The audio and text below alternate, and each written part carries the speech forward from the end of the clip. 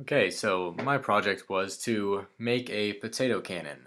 Uh, what I wanted to learn through making this potato cannon is to have, well, more hands-on experience working with PVC mainly.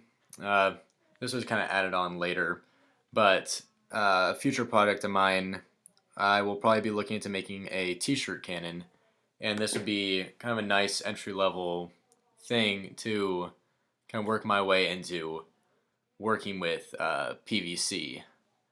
I use Instructables for my main resource. That was where I got and found what to buy, which was PVC. I'll go more in depth into what kind I need later. Uh, the button, which is the gas grill igniter that goes with the wiring that is for your spark. Hairspray, which is what the spark ignites, uh, which then shoots the potato. And saw was just to cut everything to length, and PVC cement to put everything together. Another resource I used was just my dad. He had made a potato cannon before, and he helped me through the process of when I made mine. So the process to making a potato cannon is pretty simple. So these are the things you'll need. This is a 4-inch to 2-inch reducer, which is what you will use to reduce the 4-inch combustion chamber to the 2-inch barrel for the PVC. Here's the type of PVC cement I used. Uh, Here is the adapter on the back that goes into the coupler. This just prevents the hairspray from leaking out the back and the potato from shooting out the back. Here's the coupler. This is going to be glued onto the back of the combustion chamber with the adapter on the back.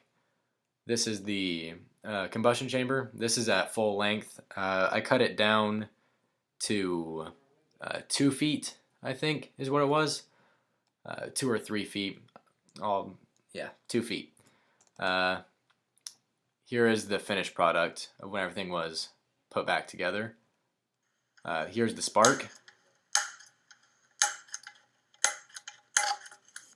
So what was used to accomplish that was there was 2 wires, your positive and your negative, from the gas grill igniter, and we wrapped those around 2 nails or 2 screws that we screwed into the combustion chamber.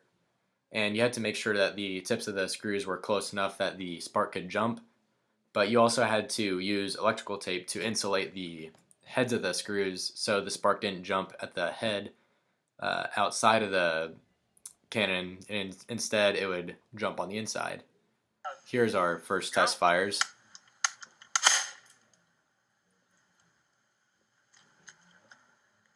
That worked.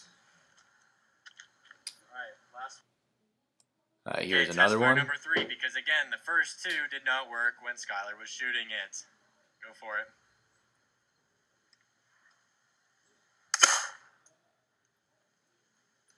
That one worked. Then this next video is just me at the spot where the potatoes had landed, just to show kind of a reference on how far they had made it. So this is approximately how far it made it. I don't know what my estimate would be, but Skylar there is where we had shot them from. We made it all the way down to here. Probably a good, 50, 60 yards maybe. That sounds about right. So I came Okay, kind test of fire number 3. ill-prepared in the fact that I do not take very many pictures. So I'll explain the process as well as I can. So to assemble the potato cannon, you'll need the the PVC that I'd mentioned before and the cement. And your starting point would be to have it all cut down to length. I had a 3-foot barrel of 2-inch PVC, and I had the 4-inch PVC for the combustion chamber cut down to 2 feet. You then glue this coupler or this reducer to the one end of the combustion chamber, and everything that you glue has to sit for a full day, preferably for it to be structurally sound. You can, let it sit for not as much time. It just may not be the best idea. So this is glued onto one end. This will be glued onto the other end of the combustion chamber. And this does not need to be glued into anything. This just screws into this coupler right here. That's the combustion chamber again. So, like this picture here, the reducer has the glue right here, and this is glued onto the combustion chamber. The barrel will be glued into the reducer, and then the coupler on the back. We had this all taped up to insulate the 2 screws and the wires, and the rest of this is just to glue or to tape the grill igniter and the button to the top just to make it easier. I forgot to mention that you will also need a drill to drill the holes for the igniter. So, things that worked and things that didn't work. I really didn't have any problems throughout my project. There was no big problem solving that had to be done, nothing to be fixed.